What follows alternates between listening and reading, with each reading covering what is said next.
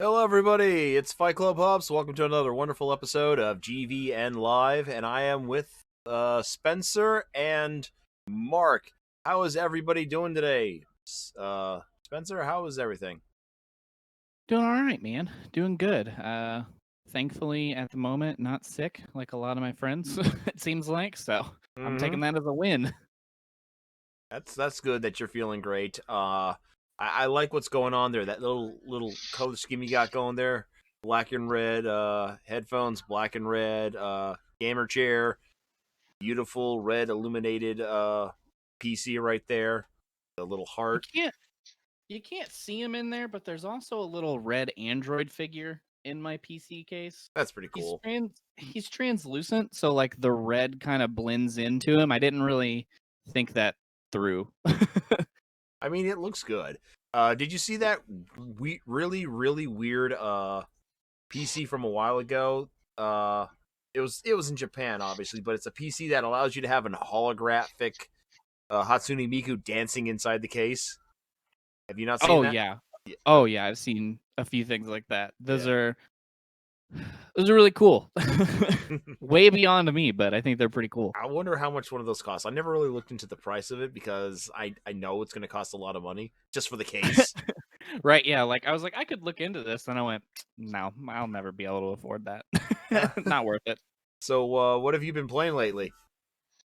Not a whole lot. The only thing I've really been playing, is, a lot of Grand Theft Auto Online. Recently, my wife got interested in playing it, and it was on sale for the winter sale, Mm-hmm. and we picked it up, and her, myself, and a couple of our friends have just been, like, and kinda hooked on it. We get in just a crew lobby with just us and either do missions. We've been doing the heists that you can do and or just racing, driving around and stuff. It's kind of an easy game to kick back with and not have to pay too much attention to, but still have fun with it. Yeah, Red Dead, or not Red Dead. Although that did cross my mind.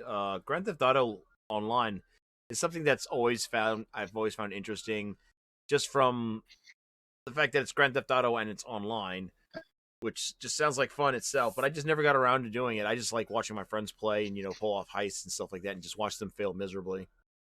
The only time I have fun with it is playing with other people. Like it is not a game that I would just log on to and play by myself for hours on end versus like hopping in a game with 3 or 4 other people and just playing around and having fun. Like it's definitely meant to be played with other people for sure. Okay.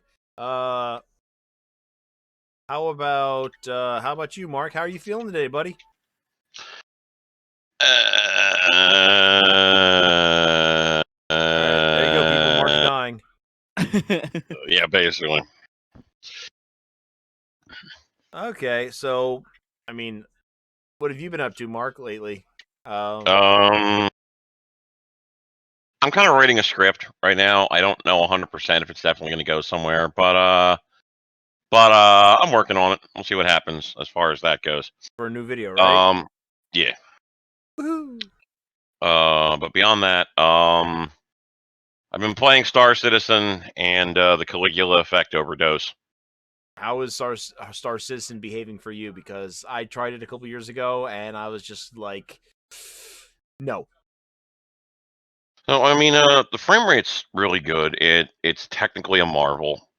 You really do have to play it with like the optimal settings, I think, to get it to work the way that you want it to. Mm-hmm.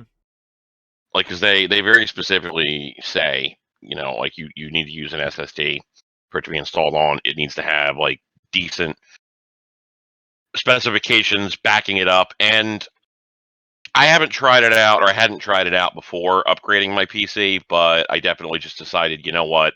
I just want to upgrade my computer before I give this a shot. A friend of mine, Rab, bought it for me for Christmas, and I tried it out on my new rig, and performs really well. It's still broken in more behind the scenes sort of ways, but overall, I feel like I feel like it works pretty well. I feel like it's enjoyable, and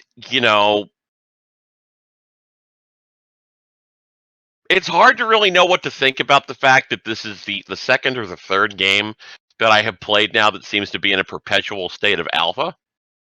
But like Alpha for how seriously, many this is years now? Like 14 years? 8. Yeah. But it's like the second or the third game that I've played that's been perpetually in alpha for years, and it's just a strange sequence of events to sort of be like, that is a thing that we're doing now. Is there are some games that are just in alpha like all the time. So I don't fucking know. Whatever. I excuse me. I still don't feel comfortable recommending it to other people, just because the buy-in price is still a little high comparatively, I think, Mm-hmm. and it's not 100% where I would want it to be as of yet. But I don't hate it. It's fine. I enjoy it quite a bit. Technically, Okay. it's just you kind of have to expect that you're probably going to lose like 20,000 in-game credits, just like because something got fucked up and there's nothing you can do about it. I Yeah, don't I know think how that's I the can deal one with that something like gets that. me. Yeah, like I remember there was one night where Rab was telling me something like that happened to him. Like it's just like I was flying and then I suddenly crashed and lost like 60,000 or more in-game credits, and I was like, yeah, I hate this game already. Like I would have been so angry at that. I mean, I want to be clear. It's not hard to make that money back, right? Mhm. Because so the issue that I had was they unleashed a new patch and it deleted my character profile. So I lost all of my personal body armor and all of my personal weapons. My ship is fine. My ship is not impacted in any meaningful way.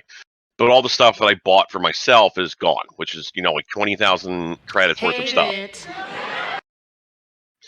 Yeah, but like I got all that back in one mission. Okay. That's not too bad then, at least. Yeah, like me, Rab, and Stairbender went onto a ship and just like shot a bunch of dudes, and then I had all my money back. So it's a relative kind of pissed offness. You get what I'm saying?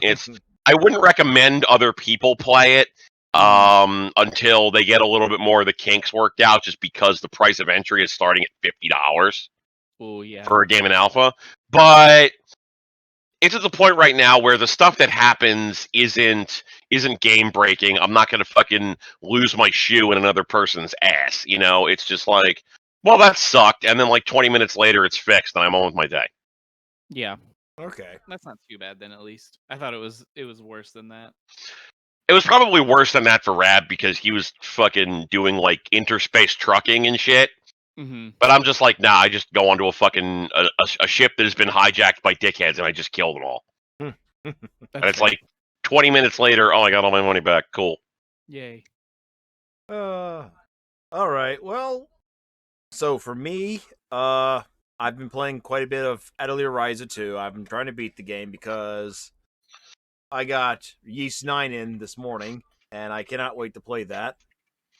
I've been hearing some pretty good things about it, so I can't wait to dive into it. Uh, I actually absolutely love like a lot of the changes they made to Atelier Ryza 2. I love how fast paced the combat is. I mean, the Ryza 2, like original Ryza's gameplay was already fast paced compared to all the past Atelier titles. But the combat in this one just feels like it flows so much nicer. Like it actually can compete with some of the best RPG systems that are already out there, combat systems that are already out there for like, traditional JRPGs. It's a lot of fun. They the alchemy system is still there. It's a lot easier to use, but at the same time it's still robust in a way that, it's not preventing you from getting overpowered too early in the game. Uh I just have to say this. Ryza is just such a fucking adorable character. I love this character. Like this is like the best character in the main protagonist in the Atelier series, with the exception of maybe Maruru, because she actually kind of had a little bit of more of a in depth like story in her game where it's her trying to help her kingdom grow and whatnot, and here Rises just like, oh, I want to help everybody and personal growth and do stuff with my friends because I haven't seen them in forever. So, but I'm just really loving the game, and I just want to hurry up and beat it now, just so I can get to Yeast. So keep sounding like you want to say something, Mark. Oh no, it's basically the simplest way that I can say it is something equivalent to like hiccups, I guess. Ah, okay. I keep hearing like an inhale of air, and I'm like, okay, he must be getting ready to say something, but he's waiting for me to pause. No, I literally just finished eating a couple of minutes ago because my dinner for the second night in a fucking row took way longer to get here than I wanted it to. And I had Italian food, so it's fucking hearty and rich, and it's just like every time I fucking open my mouth, like I'm just fucking like it's because it's fucking my stomach is just bleh. And what kind of Italian dish did you have today? Dude, nobody fucking cares. I care. Fine, it fucking chicken Alfredo. Oh, okay. All right. So anyway, I want to thank everybody for tuning in to watch us tonight. We got a couple of really interesting topics today. We're going to be touching on Trouble in Paradise over at Google when it comes to the Stadia. Apparently, a bunch of companies are also getting bought left and right. So it's the time of the year, and Warner Brothers is copywriting their AI system, which is apparently driving a lot of people to be really angry about this. So, but first, I wanted to touch on something, just a quick note, and that is it's just something that just literally happened yesterday or this morning. I can't remember which, but CD Projekt Red is the victim of a hack and ransomware. These people apparently managed to get into their servers, steal the source code for The Witcher, for Cyberpunk, and has told them that they need to pay them over a few $100,000, or they're going to release the source codes, release company emails to show how horrible they are to their journalism friends, and destroy their reputation and whatnot. And hey, thoughts, Mark? I appreciate that you specifically picked me on this. So on one hand, the fact that they were able to fucking breach their systems to the extent that they were able to get that much access, I don't know what that says about CDPR's internal security systems, but to me personally, it doesn't say nothing good. Like, I don't know. Maybe it's just me, but if somebody has managed to breach like all of your everything and lock down all of your shit with fucking ransomware that does like full drive encryption and they get all of that kind of access, like maybe you need to sit down and like consider the fact that your security solution sucks. Like, I'm sorry, fucking every company has had a certain degree of exposure that has happened, but they basically got everything taken. And it sounds like they use a differential backup or some type of a backup solution. I would probably say like some type of staggered differential backup because it sounds like they didn't lose very much. So the idea of this full drive encryption shit, full drive encryption literally only works if you don't back up your shit. If you back up your shit, you have no fucking motivation to pay hackers anything, because I'll just format that fucking drive and then just go back to my fucking backup and move on with my day. Fuck your stupid face, But so it sounds like they are at least backing up their data, so that's good, I guess. But by the same token, again, it's just like I don't understand why you allowed these people, like what you were doing that allowed these people to get this much access to your system. On the other hand, as far as the whole like we're gonna fucking ruin you thing, I don't fucking know what they could possibly do that would ruin them more than the fucking fallout from fucking Cyberpunk did. You know what I'm saying? Yep. Hey Spencer, what are your thoughts on the on this security matter? And what do you think? Do Uh, you think you can even trust another project coming from CD Projekt Red after this? oh man, another question. I feel like, I mean, as far as like the getting hit with ransomware and being able to like trust that they can make a good game, I feel like those two things might be a little bit separated because I mean, there's network security and be good at games, um, but you know, I guess I like Mark said, like you're this big of a company that's this involved in technology and the internet, and they were able to just basically have everything. Like, how Hmm. like how does this big of a goof up happen for that big of a company? But I mean, I guess it could happen to anyone. But Yeah, like you know, one of my friends in a group chat that I'm in, he literally said, "I'm a dev. I don't know anything about securing applications," and like that just fucking hurt my goddamn heart. But also, that's exactly how this shit goes. right? Yeah, like Devs don't fucking know nothing about securing shit. yeah, They're they just like, just if know I how can to make open it. every fucking port on my fucking computer so I can access it under any circumstances, I would do that. Yeah. Yeah, exactly. It's like it. I feel like it's like any other specialized job. Like they know how to make the game, they know how to write the code for the game, and they want to make that as easy as they can for themselves. And then the security guys in the back going, "What the fuck are you doing? What the fuck are you doing? Stop it! Stop it! Stop it!" And like yelling at them. Yeah, their fucking Uh, security guy is fucking Bubbles from Trailer Park Boys. just losing his mind right now. Yeah. Now, like I was trying to, I guess I didn't do it so elegantly, but like I don't know if they've nixed their plans, but they did say that there was going to be a separate multiplayer DLC in the future for Cyberpunk. I don't know if they canceled that. So if that were to happen, I mean, it would require, of course, online accounts and stuff like that. You sure with somebody who's having internet security issues, is that something you really want to, you know, allow yourself I to be put mean, out there? I mean, in a broad sense, no, but in a narrow sense, everybody fucking does it, dude. I Okay. mean, do you still have a Steam account? Yeah, of course. They've been hacked. They've been hacked. Do you still have a fucking PlayStation in your house? Of course. They've Yeah, been I mean hacked multiple everybody's times. Multiple times. yeah, They but were embarrassingly hacked, and we got fucking fucked on it, and they got nothing. Nothing happened to them at all. It's at the same this is time, this is a point of conversation. This is a point of contention I have had with people that I work with in the industry. There is a thing that they teach you about in school and certifications and whatnot called like reputational damage. And as far as I'm concerned personally, reputational damage is a fucking myth. It's fucking Santa Claus. It's the Tooth Fairy. It's the Easter Bunny. It doesn't fucking exist. okay. You know, that's why, you know, fucking Mel Gibson can still continue to make movies despite all of the shit that he's said and done. Fucking people are still wanting Kevin Spacey to fucking come back, and Sony didn't fucking go bankrupt after the second time that they got fucking hacked.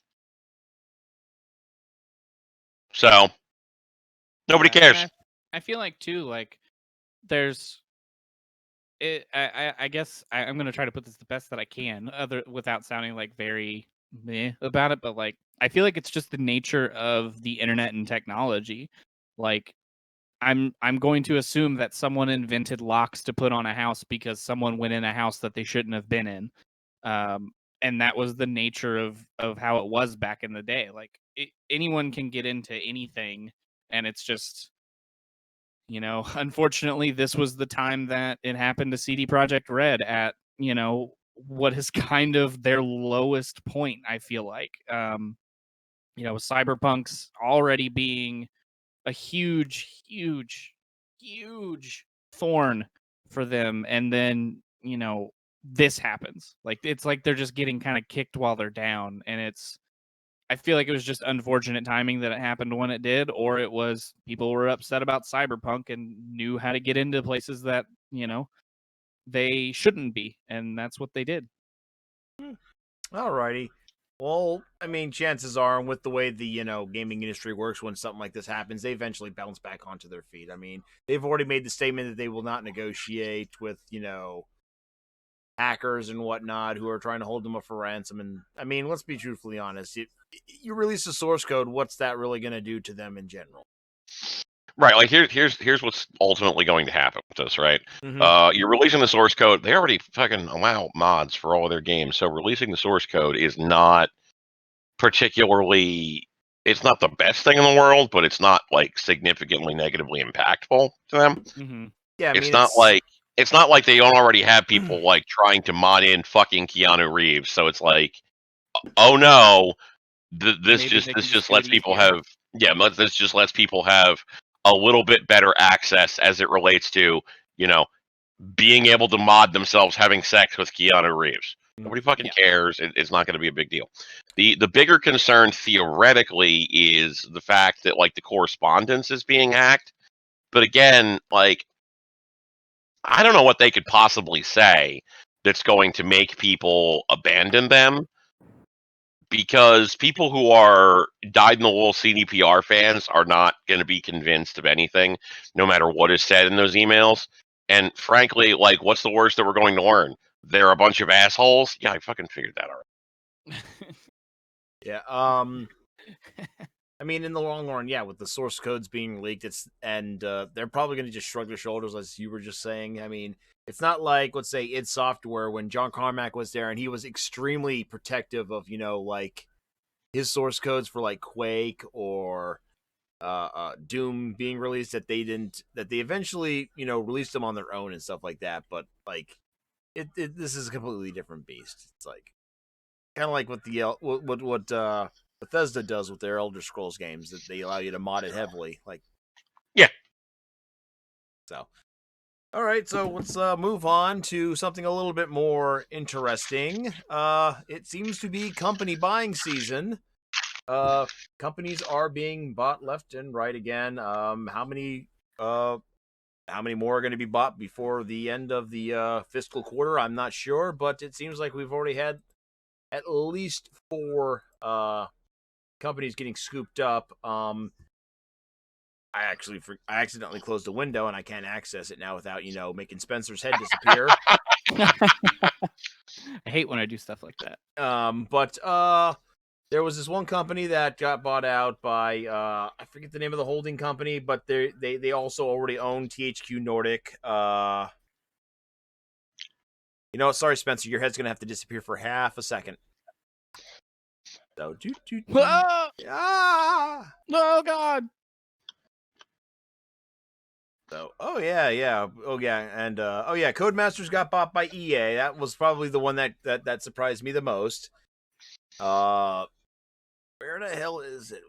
Gearbox, yeah, also got bought up by the Embracer Group. So those are probably the two most significant ones that have happened.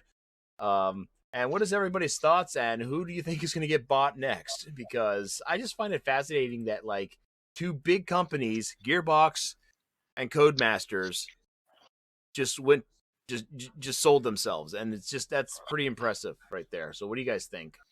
Spencer, we'll go with you first. Yeah, I mean, I don't really know a whole lot about Codemasters. From what I'm looking at it, they make a lot of racing games. What was the last racing game EA made? NASCAR. Didn't they do like a Need for Speed reboot? Okay, outside of NASCAR, That's like Activision.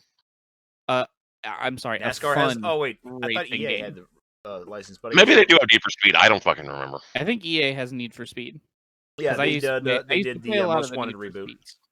Yeah. Oh, yep, So, I yep, yep, mean, yep, yep. Yeah, okay. if maybe they're wanting to lean a little bit more into that and have like a dedicated studio, this seems like a pretty solid plan for them. I mean, I think Codemasters makes the racing game Dirt, which I hear is Dirt. really great. Yes, they make F1 games. They make the Dirt franchise. Yeah, so if they already make NASCAR games, they already still will make Need for Speed. Now they'll have Dirt and F1 series. They kind of just round out having a majority of the racing styles of games that you can have. There's obviously still going to be Forza and Turismo and things like that out there, but they've kind of got a pretty good coverage there. And there's racing fans. A lot of people love racing games, especially like the stuff like Dirt or Need for Speed. That way, it's they can take like a car that they could maybe have in real life, but make it super cool and race it in the streets. Or people who love NASCAR and F1 racing who would never get the chance to drive a car like that. This is as close as they can get. They get it in video game form. So I think that kind of makes sense. The Gearbox one caught me off guard though, but I don't know. I don't have the highest opinion of Gearbox. So I mean, Gearbox hasn't really been pushing out good content lately, with the exception of the Borderlands games. I mean, what else have they really been doing that's been significant for them in the past decade? So, I mean, them to finally be bought out by another studio. I mean, weren't they working closely with Activision for a while? I don't remember. What do you remember, Mark? Who was their main publisher? I thought it was 2K. Correct. Yeah, okay. Yeah, so they worked with 2K for a while. I mean, that's also how they managed to get the rights to finishing up Duke Nukem Forever, which, I mean, let's just be honest, all they did was finish it. They didn't make the whole game, so. But they did make Colonial Marines, which, Mark, how is that game? They didn't make all of that game. They ultimately picked that up from somebody else who was working on it. But yeah, that game sucks. That game sucks. And Duke Nukem sucks. I fucking read about that patch you were fucking telling me to install. Yeah. Yeah, so they're like, oh well, it makes the aliens behave more accurately. It makes their AI better. That game does not need to fucking be harder. Go fuck yourself. I ain't installing that shit. I mean, come on. You can literally run to the end of the game. I was watching people speed run and just ignore all the aliens. That's pretty bad AI if you can just do that. Sure, but also if you're trying to fight those things, they suck. So making them more difficult does not seem to me like a thing I would want to deal with, personally. You'd rather deal with the AI from Alien Isolation, right? I would rather just not play any of those games, if I'm being perfectly honest with you. Have you even played Alien Isolation yet, or is that still on your wish list? I've tried. I have it. I've tried playing it 2 separate times. Once when Joel brought it over and streamed it, and then once when I streamed it again. And both times it's just I get so far in it, and I'm just like, I don't feel like fucking with this anymore. It just isn't working for me, and I don't really know why. That's kind of what happened to me when I played it too. I was like, I got to a certain point, and I was like, I just don't care. I also feel like it's very interesting in this situation, going back to the actual topic here, that 2K got fucked on both of these. Yeah. 2K also worked with Codemasters for a while, didn't they, as well? Codemasters, they were going to buy. They were in talks to buy Codemasters before, for about $1 billion, before EA threw more money at them and got the final bid. Yep. And then they had been working with Gearbox for forever, publishing the Borderlands games. They published Battleborn. They published a few other of their games, and they probably should have been, by all indications, the people to take over Borderlands if Borderlands was going to, or I'm sorry, Gearbox, if Gearbox was going to be picked up, and nope, they get picked up by fucking THQ Nordic. I mean, on the plus side, at the very least, it's I'm pretty sure Randy Pitchford has definitely thought about doing a Q&A on 4chan. So, they've got that much in common. I thought it was 8chan where they made that mistake, but okay. It was a Chan. It was a Chan. Let's be honest, both of them are terrible. Yeah, that's I'm true. not going to argue on that at all, because yes, the answer is yes. Yep. They're both terrible. Let's just make sure we dunk on them for the right terrible, right? Yeah, okay, that's fair. Yes. I mean, at least have some common sense to look into where you're going to do your ask me anythings instead of going to the pedophile version of 4chan, But let's see here. Okay, well, I guess we can move on to another company. Let's go to Warner Brothers Games. And Warner Brothers Games has apparently been for years trying to copyright their Nemesis AI system. which is apparently a very unique system that was first featured in the sequel to Shadow of War, the Shadow of or Middle Earth, Shadow of Mordor 2. And it's just got like this really interesting like system. I was reading up on it, and I'm just like, okay, so literally anything you do can affect like NPCs in the long run, and it just has like a chain reaction type system going on, and it's like really interesting. So it's like a really in-depth like AI system, and now apparently people are upset about them finally getting this copywritten. And I mean, I'm not exactly understanding of this. Like, why would you be upset about this? I mean, I can understand, let's say somebody writes their own AI system that's very similar to the Nemesis system, in which, yeah, Warner Brothers might call them out or tell them, hey, this is too similar. We're going to sue if you don't change things up or whatever. Like, but I don't really see that because everybody comes up with their like own system. Like, I think this system was actually compared to somebody else's system from like a really old CRPG. I can't remember the name of it, but I saw it was being mentioned on Twitter in a discussion. But what are your guys' thoughts on this? Like in terms of the copyright, like is there justifiable reason to be upset about this? Hey, Robert, Yes. you're old like me, Yes. and you like arcade style games like me. Yes. So you remember when we first got the PlayStation and we played Ridge Racer and we played Tekken, the neat little thing that they would do with those, right? In the loading screens, where they would put like Galaga or Galaxian or whatever in there for you to dick around with while you were waiting for the game to load, right? Yes. Wasn't that great? Don't you think that was awesome? That was pretty cool. Yeah, you know why we don't see that anymore? Who copyrighted that shit? Namco. They're the only ones that can reasonably do it. Yeah, I can absolutely understand that. Yes. So if you're asking me the question, are they within their rights to do it? Are they allowed to do it? Sure, absolutely. And I understand exactly why they would do it, because if you come up with something that is really interesting and novel and gives you what you perceive as an edge, you're going to want to have ownership on that. So I get it.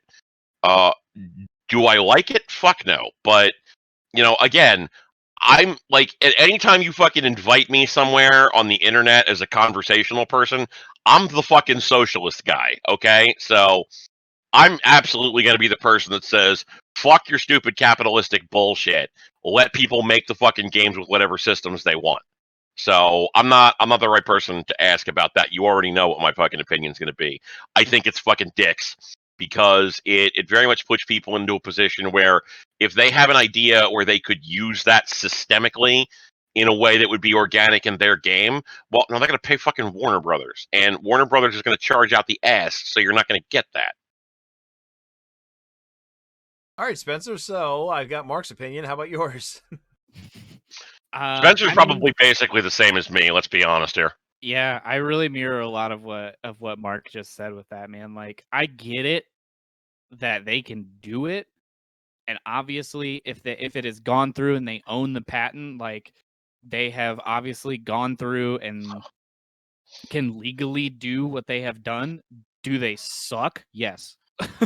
Like I feel like you get to a point where you start getting a patent for things like this, and it's like that feels like such an arbitrary reason to get a patent, literally just so you can go fuck you, pay me. Like, that's all it is. That Warner Brothers doesn't give a shit about it. They don't care that it was cool or revolutionary or artistic or whatever. They just went, we could charge people for this. Okay, let's do it. I'm in. And then that's what they did. So like, yeah, like I said, I get it. They can do it. If they can legally do it, that's fine. But it's still fuck you. All right. Since it got since it has gone through, and has been officially copywritten, what are the chances that game companies or members of the gaming industry might attempt to overturn it with lawsuits? I Nah. doubt it, just because I feel like the only people that it really affects are like the smaller indie devs who can't afford to pay Warner Brothers, whatever astronomical price that they're probably going to ask for the rights to use it are. And then, the other big studios are probably just going to go, yeah, whatever, that's just business. We'll pay for it. I get it. Or they'll pay someone else to develop their own version of it, where the indie devs are going to go, okay, well, I can't afford that, and I don't have the time or resources to dedicate to making this entire system plus the rest of the video game that I have to make as a one-person team or a 5-person team, whatever it is. And it's just gonna be an unfortunate thing that either large companies will continue to use, or we'll see a lot less of companies using it at all because I nobody mean, wants to pay for it. nobody's fucking used it at this point except for Warner Brothers. And I'll be 100% honest, nobody's gonna want to fucking pay Warner Brothers.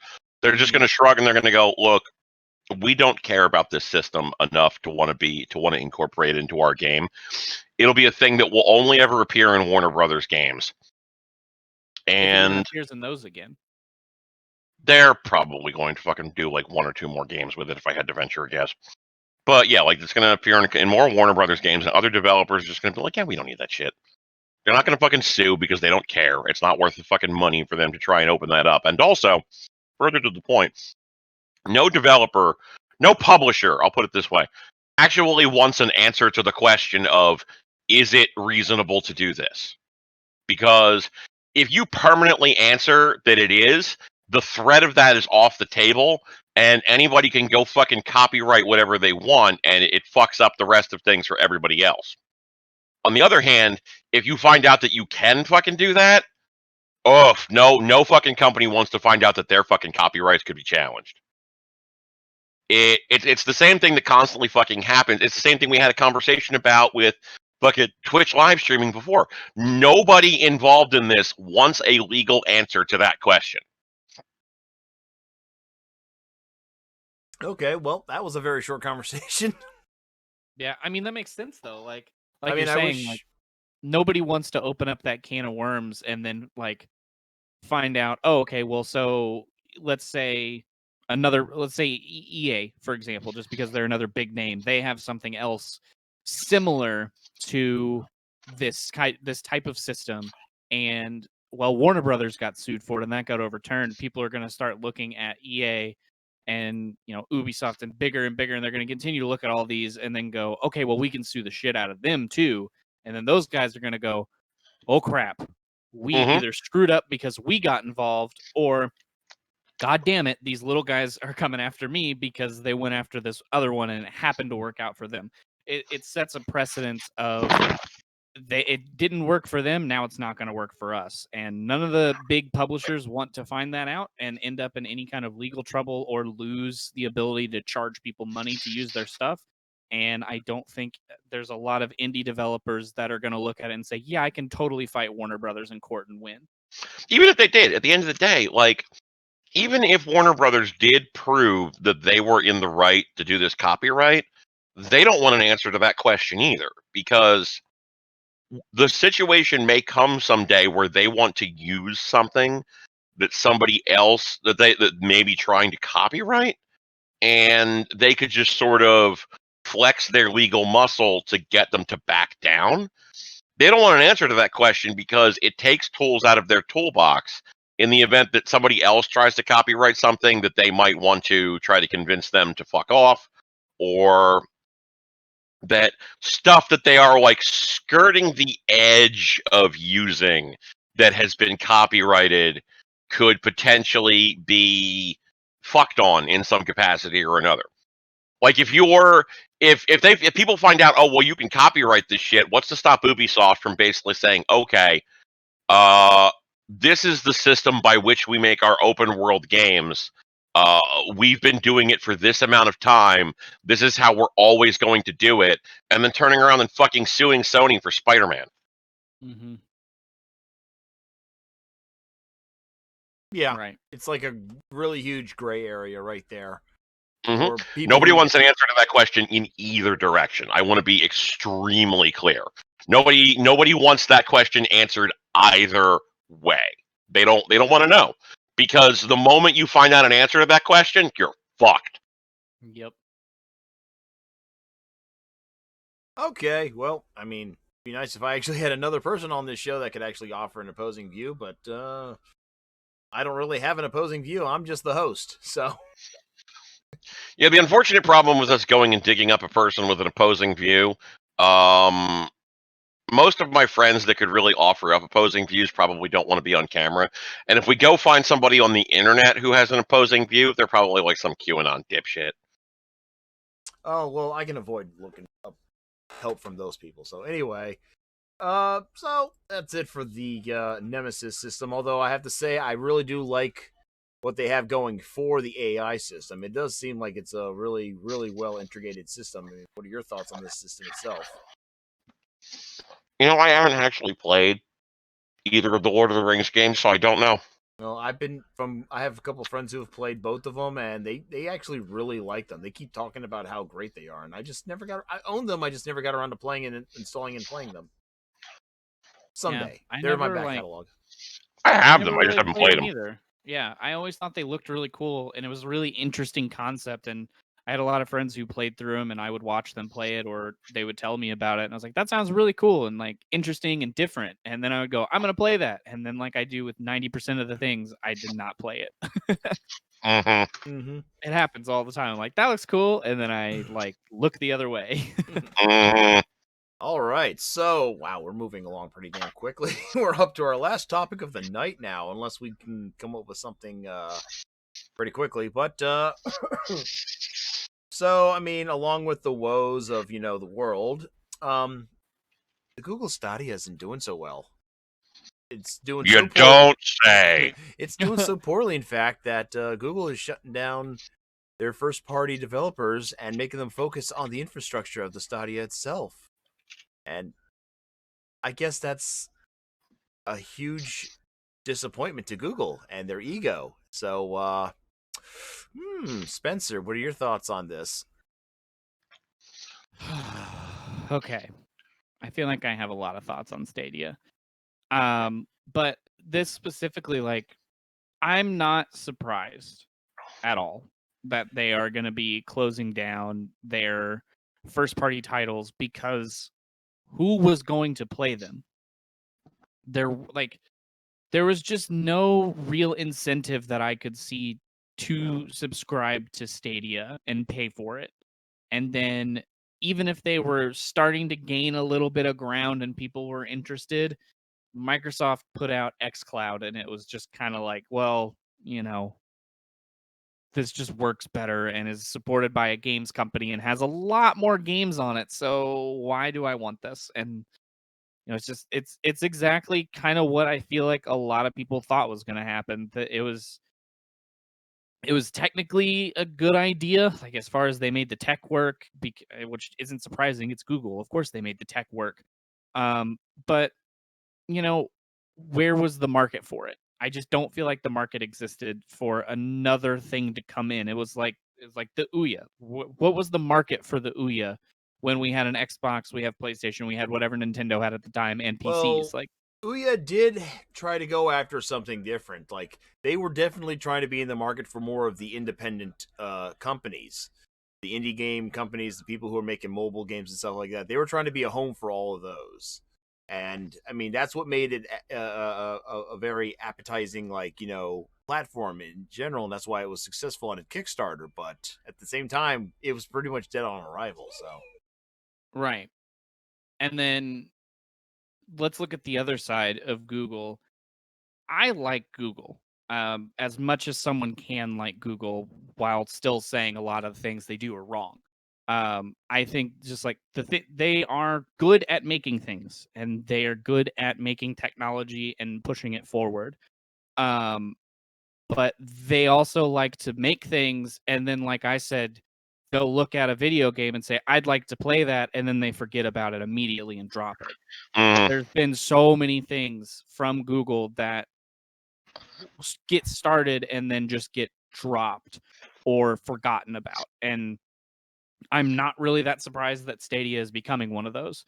It feels like they looked at it, they went, this is a good idea. We could make money off of it and we can make the tech. Because let's be honest, if anyone is going to make something on the internet and through the internet work, Google was going to be able to do it. they did that, and then they went, "Do you want this?" And people who play video games said, "Not really, and I don't want to pay for it." And they went, "Well, shit." And now we're just kind of going, okay, well, if you have it, we'll still have third-party games. And basically, this is their way of saying we have pressed the on button, and we're just gonna kind of slowly back away from it until it just, starves to death and dies a horrible death in a closet somewhere. Okay, so I'm just looking up numbers real quick on the possible numbers of subscribers for Stadia, and the closest I could find is from 8 months ago. An estimate of somewhere around 0.066 of a million users, which is like, I don't know how to really read that because this is off of a Reddit thread. So, but needless to say that there is probably less people who are signed up for Stadia than they had anticipated, to be truthfully honest. So it looks like it's probably somewhere around maybe less than half a million, or less than half a million subscribers is my guess. Which And I those guess are paid subscribers. I believe you do have to be a paid subscriber in order to use the service. I don't know what is. I think it's two separate models because there's the Stadia Pro, and then there's just the standard Stadia service. Right. There's like the free one, and then there's a monthly subscription one. I don't really remember the difference off the top of my head. So, but yeah, it just doesn't seem like, things are really working out for them as they anticipated. Yeah, sure, you may be a fan of Google, but like that doesn't mean it's going to translate well to, a huge subscription rate. I mean, Microsoft has sold 100 million versions of like Windows 98. That doesn't mean they're going to sell that many Xboxes when it first came out. So I also find it very amusing. This actually ties back into the previous conversation that Alex Hutchinson is also directly involved in the discussion of both the Stadia, whatever you fucking pronounce that shit, I don't care, and video game companies not wanting answers to the questions that are being posed. If you will recall, Hutchinson was somebody we actually had a conversation about back in October because he very specifically said that, and I'm quoting here, the real truth is the streamers should be paying the developers and publishers of the games they stream. They should be buying the license like any real business and paying for the content they use. Remember that? Remember that one? Yeah. So on February 1st, he posted, Savage Planet Employee of the Month edition is out today on Stadia. What a crazy coincidence. What a time to be alive. Which, if you read between the lines, is because that's the day that entire company got dissolved. So I just want to be clear here. Typhoon Studios was purchased by Stadia Games Entertainment, and very specifically because of their game Journey to the Savage Planet, which, by all indications, a fucking masterful game. I know Stairbender has played it, thought it was pretty good. I've seen a lot of really good reviews about it. Great piece of software, etc. Okay. So it just got released to Steam right after the company who developed it got fucking shut down. That's just, I mean, that sucks for basically everybody involved in that, but also that's God just fucking flipping you off, Alex Hutchinson. Fuck you. So unless this has changed, which it could have, but I doubt it. There's the two different tiers. I went ahead and looked it up because I could never remember them, and I'm remembering now that this is what the problem was with the entire service. I think to me and to a lot of people was you have a free one that you get up to 1080p, 60 frames per second, and you have to buy your games. So I have to pay $60 for X game, and I can play it for free through Stadia. Or I can pay $10 a month. Hardware permitting, you can get up to 4K, 60 frames per second, HDR, and 5.1 surround sound. That's, again, hardware permitting up to. And periodic limited window offers of free games. So it's basically like games with gold. Sometimes you get free games, but you still have to buy other games to play them.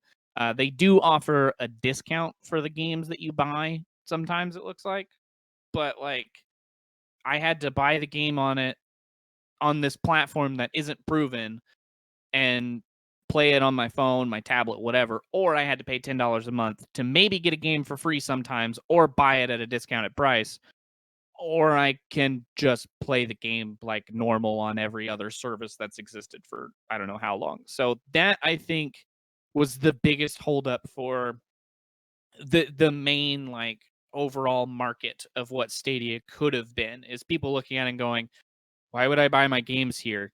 What's the point in paying for a $60 game on this platform and it not even being downloaded on my device at least. So if my internet goes down, I can still play the single player game.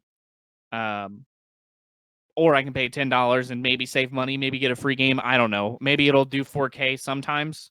Like that to me was the biggest thing that kind of screwed Stadia over. And then Microsoft was like, "Hey, you have Game Pass? You probably do if you play video games on anything other than just a PlayStation or Nintendo. Mm-hmm. Sweet, you can just play games on your phone. Like it's just included in your $15 a month, and you can go play it on your PC or your Xbox afterwards." Like, okay, well, why would I ever buy Stadia, especially if I have a gaming PC or an Xbox and I'm in that Game Pass ecosystem? Like, there's just Yeah. they just can't compete with it. Mm-hmm. Plus, the library for And Stadia is still incredibly small. Like, it has not been growing that well over No. the past year it's been around.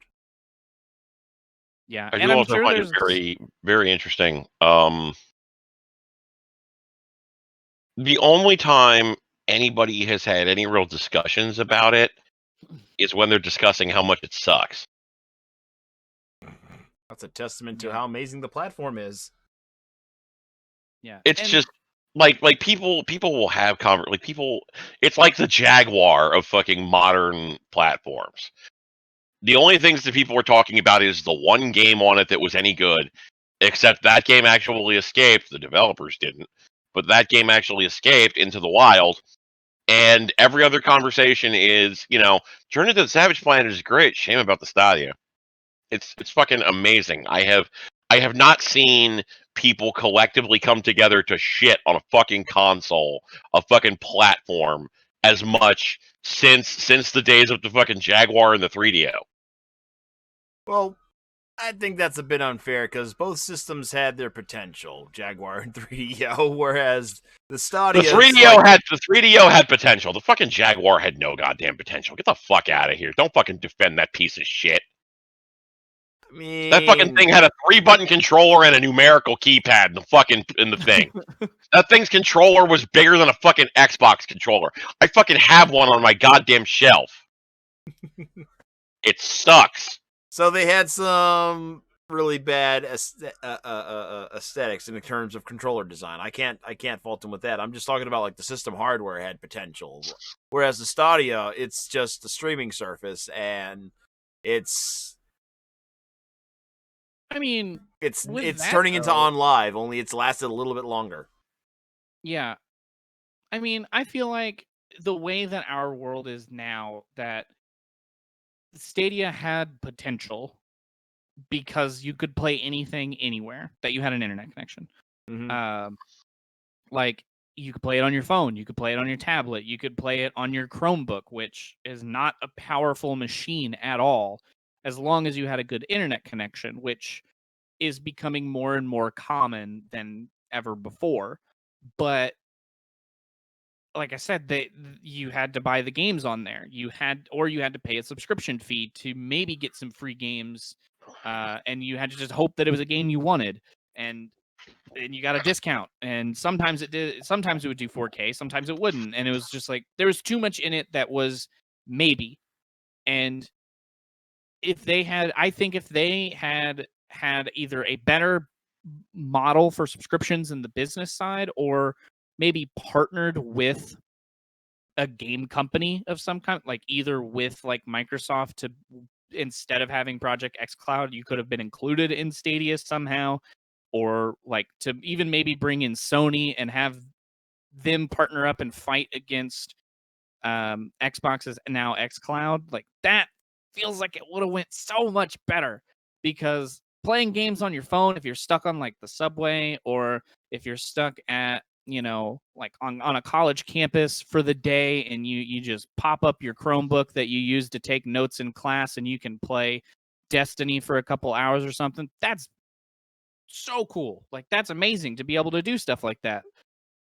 But then like it just flopped so hard with the way that it was so confusing for the subscription models and how you got your games, and it's just like they just didn't do that part right. Like I feel like, again, it's technically it was good and it worked well, and then they got to the part where they went, now we have to get money from people, and they just went, fuck if I know. All right, let's place our bets. How much longer do you think Google's going to invest in the Stadia before they call it quits? Mark? So my original thought process would have been that it really would have depended on if there was any sort of response to it positively. Because, fucking Google has shown that they're willing to throw good money after bad as it relates to keeping things alive. But the fact that they already shuttered their fucking development house this quickly, I don't see it lasting another year, to be honest. All right, I'm going to say about a year as well. I'm going to match your bet on that. Okay, Spencer, what do you think? 6 months. 6 months? All right. Yep. Stairbender, you're in the chat. How long do you think, buddy? And he's got probably a bit of a delay here going on, so we're going to wait a few seconds for him to see what he has to say. Come on, stream delay. I feel like if it was anyone else, I would give it longer. But being Google and just seeing how many like softwares and projects they've abandoned, or just kind of went, all right, this isn't working, I quit. I give it a little less. Google did their little Facebook wannabe knockoff thing, and they ran that for several years. Google Plus. That's true. I'm still mad that didn't take off, to be honest. I mean, it was one of those things that had potential, but it really had no real identity to it. And I think that was the big problem for the Google Plus. And I think the Stadia also has an identity problem. Like, oh, hey, we're that streaming service, and we're owned by Google. Check us out. Subscribe. Get some games. And it's just not really working out for them. And they're obviously showing those signs early on with constantly having to keep working on the infrastructure, constantly trying to get games onto their platform, shuttering their first-party developers, not allowing people to recover their Google accounts, and then losing games for their system. Speaking of which, we forgot to mention that the makers of Terraria couldn't bring their game onto Stadia because, well, they got locked out of their Google account, and they've been locked out of it for up to 3 weeks, and the guy just said, F it, you're not getting it now. Yeah, that's kind of the thing too, right? Like there is a good way and a bad way to approach trying to bring your company into that level of prominence in the video game industry when you have more money than God. Mm-hmm. Epic is, regardless of whether or not I like the way Epic does stuff or the stuff people they're associated with or whatever, Epic is doing it the correct way. But these people just aren't.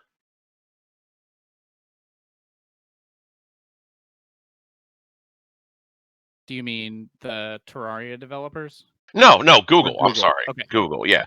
Like Google should be fucking jumping out of their chair to resolve things for developers who are bringing them shit.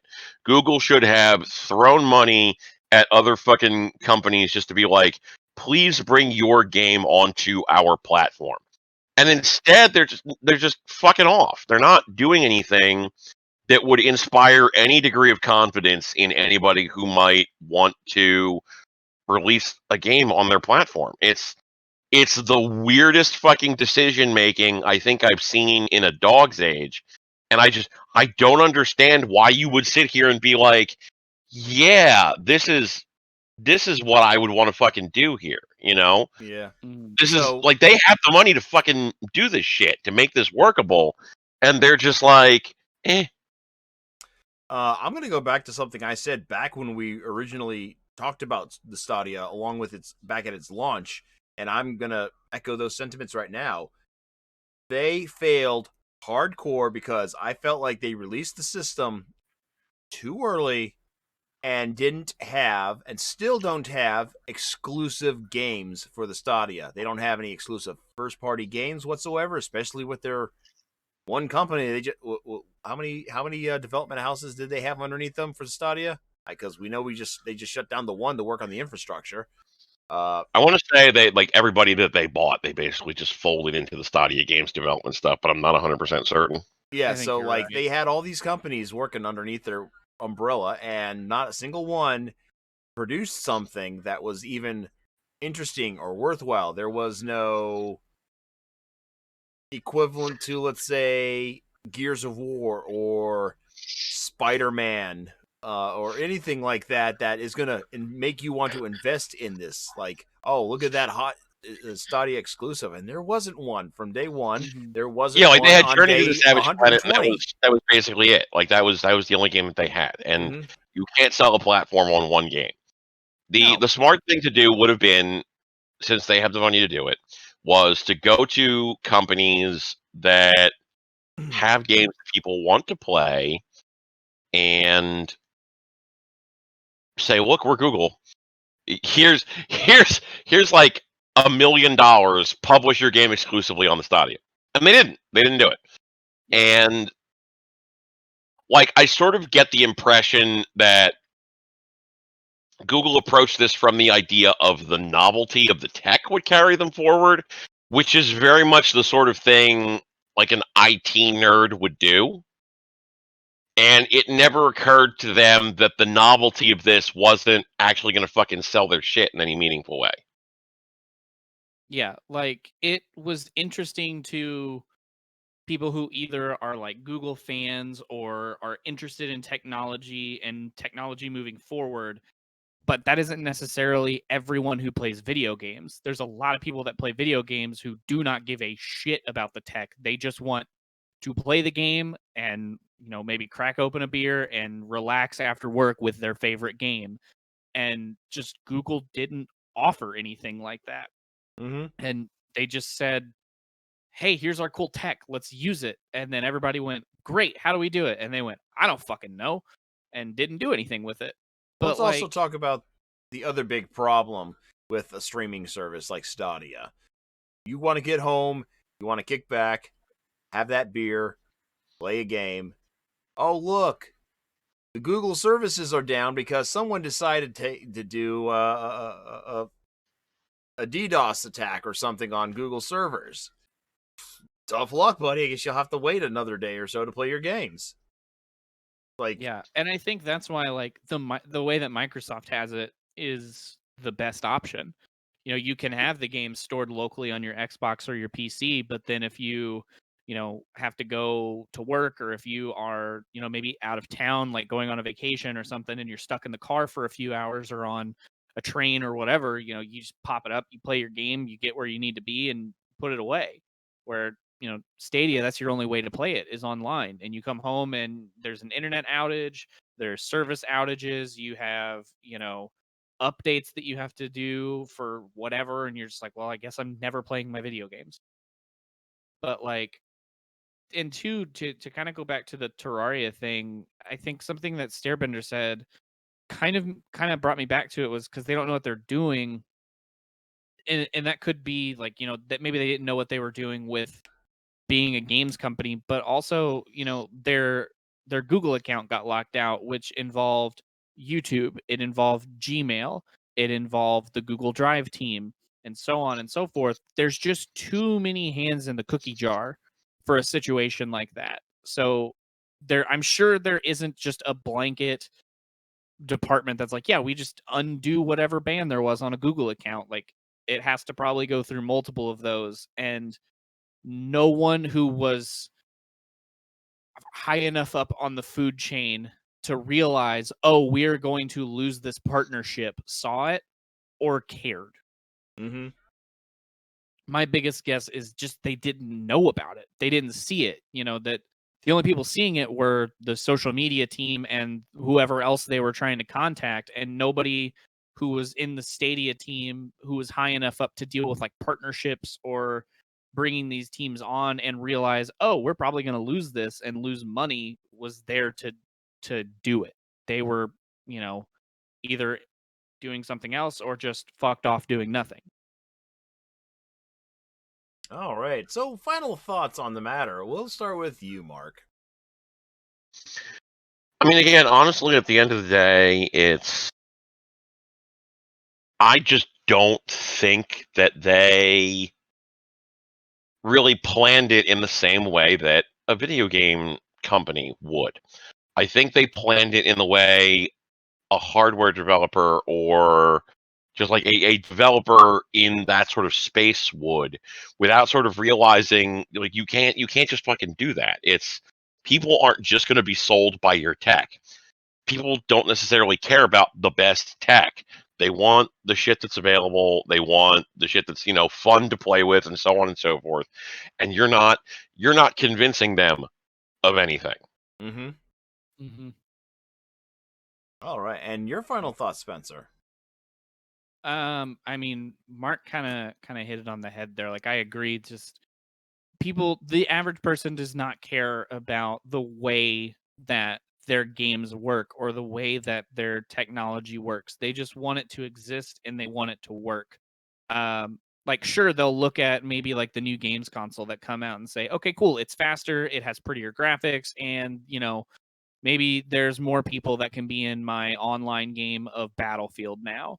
And then, there's the niche crew of tech nerds that look at it and go, this is technically a marvel, but there's no fucking games on it, or there's no reason for me to have it. I just Hmm. don't care. And then they move on because, they are experienced in these situations of looking at it and going, Google is not going to continue supporting that in a year, 2 years, whatever it might be. It's just going to fall apart. Um, and I feel like it's unfortunate because I think it was a fairly good idea. There was just a few too many issues, and I think it just was ahead of its time in some ways because I can still store games locally on my machine. I'm not going to get a service that does not allow me to do that because I know there will be service outages. I know there will be internet outages. And until that stops existing, no one is going to buy an all cloud service. I mean, my opinion, I don't think it's really ahead of its time. I mean, you could look at a service like On Live, or maybe even the defunct, never released Phantom as maybe ahead of its time for what they were offering. But I would say this is probably about the right time people should be experimenting with cloud gaming. But the way Google just implemented it just was really poorly done, poorly optimized in every single way with how they approached it from not just a business sense, but from like just a gaming sense. So, I mean, hey, It feels like Google, they you kind done of like, fucked up. yeah, it feels like they kind of like threw you in the pool before they taught you how to swim. Like it just wasn't there yet. Yeah. All right. Well, I would have to say that this has been a pretty good show. I had a lot of fun. Yeah, Jen has been missed, of course. We're wishing the best for her. She's down in the dumps right now, so with that, send some, good thoughts, good vibes her way when you get the chance, people. Before we end the show, I want to know what you guys got planned, what you're going to be doing, where you're going to be, what you're going to do. So, Spencer, what's going on? Yeah, so if you guys want, you can follow me everywhere under the same name, MPI Creates. I have no idea what we're doing. We're just kind of winging it like I always do. But if you want to keep up with like what I'm doing, you can follow me on Twitter. That's where I'll talk about either what I'll be streaming or recording or doing. And that's the best place to just find me and hang out and chat. All right. Mark, what have you got going on? I see you have finally made your return to Twitch. Yeah, I made it for 1 week. I was going to do it this Saturday, but unfortunately, I just wasn't feeling up to it for various unrelated reasons.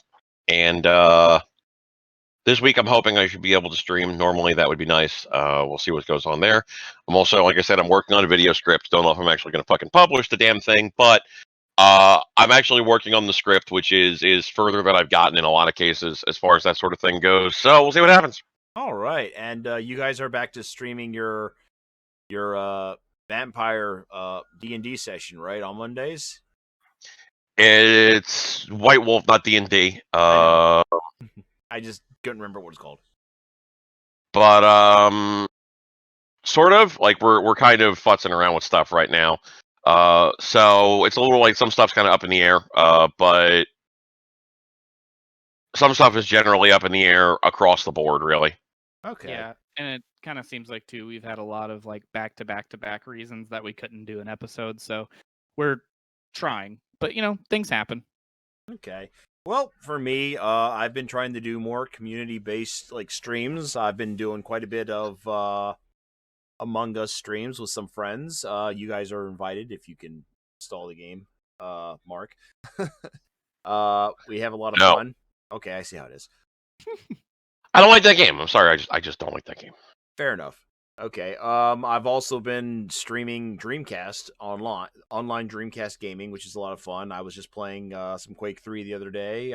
I was celebrating the 20th anniversary of the US launch of Phantasy Star Online by kicking it with some people on version 2. I was also, messing around with Alien Front Online, a game I didn't get a chance to play because it didn't support broadband adapter. So back 20 years ago, so going online and killing people either as the U.S. Army in tanks or aliens, walker crafts, it's a lot of fun. I played 4x4 Evo, which is a off-road racing game, which is actually quite fun. Some people in the community have gotten really good at modding the game and adding customized like race cars into the game and being able to play with people who have different versions of it, so like it doesn't crash the game. Very interesting. I do have some footage of that saved on my YouTube page and right here on my Twitch page. Aside from that, yeah, my next Virtual Fighter tournament for the Xbox 360 is going to be on the 21st. That's the one that Corey, my friend, Virtual Kazama, runs. That's going to be on the 21st. We would have had one on this past Sunday, but we're not going to compete with the Super Bowl. But with how crappy the Super Bowl was, I think we probably would have been better off running it. And the next PlayStation 3 bi-weekly I'll be running is going to be actually on March 7th. So we're going to continue with that. Outside of that, I don't really have much going in the way of streams. I'm hopefully going to stream my entire playthrough of Yeast 9. So I'm really looking forward to that. All right, guys. So on behalf of GVN Live, I want to thank you, Spencer and Mark, for joining me tonight and everybody in the chat. Have a good night, everybody. Take care. Good night.